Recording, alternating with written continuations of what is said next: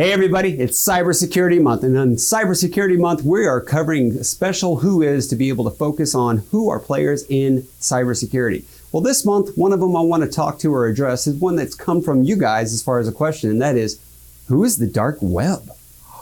Well, maybe it's who is or what is the dark web?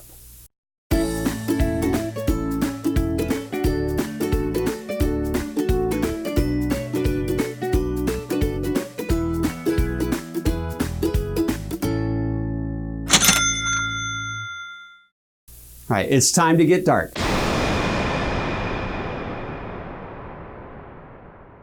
So who is or what is the dark web? The dark web is an encrypted online community of content that is not indexed by conventional search engines. In other words, it's hidden. Let's think of it this way. If you go to Google and you Google a website you're looking for, and you were like, say, Google the website on the dark web, well, nothing would show up. Because those sites that make up what is called the dark web, they're not listed. You may also hear it referred to as the dark net.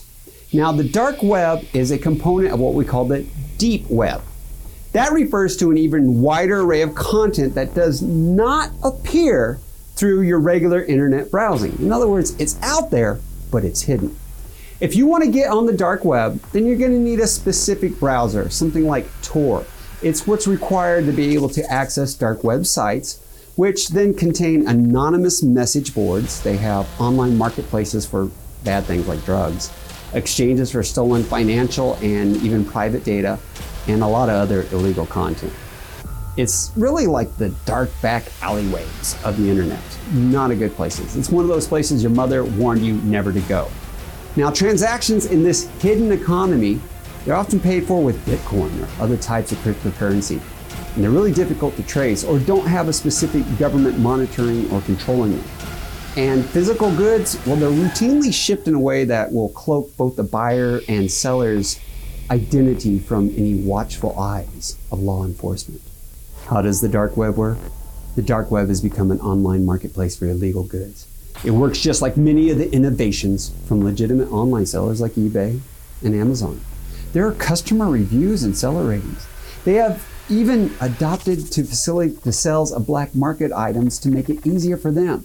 If you purchase this rank of illegal begotten goods, you would probably want to buy this portion of illegal begotten goods. It's horrible to think of, but they're doing it. We see you are buying credit card data. Other criminals also looked at buying debit card data in this area as well. Would you like to add that to your basket? The dark web attracts users who seek anonymity. Well, of course, they're doing business because no one jumps up and down and says, "Hey, I'm a criminal over here." No, it doesn't work that way. Some people do go there with the intentions that can be noble, such as journalists that are trying to interview the people that are out there to find out more why they're doing it. Or they will also see that sometimes bank representatives or people from the financial institutions or even legal law enforcement issues, that they will go out there and they're monitoring to see if there's customer data that's been compromised.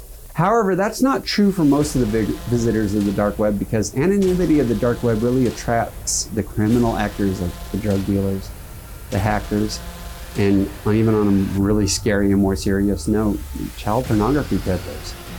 There's a growing service economy within the dark web in which even hitmen and other illegal operatives advertise their services in ways that they just could not do in traditional channels.